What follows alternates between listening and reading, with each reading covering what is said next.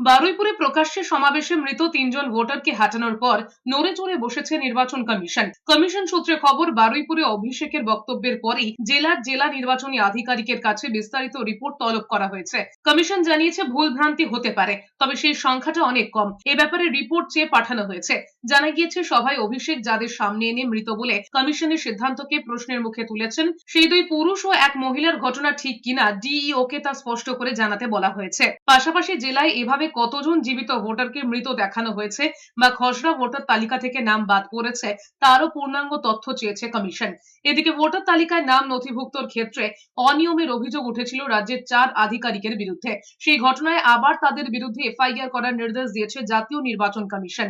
সংশ্লিষ্ট 2 জেলার জেলাশাসক তথা জেলা মুখ্য নির্বাচনী আধিকারিককে এই নির্দেশ বলবৎ করতে বলেছে কমিশন। অন্যদিকে এই বিষয় নিয়ে অভিষেক বন্দ্যোপাধ্যায় ও তৃণমূলকে চাচা ছোলা ভাষায় আক্রমণ করেছে বিজেপি সাংসদ শ্রমিক ভট্টাচার্য।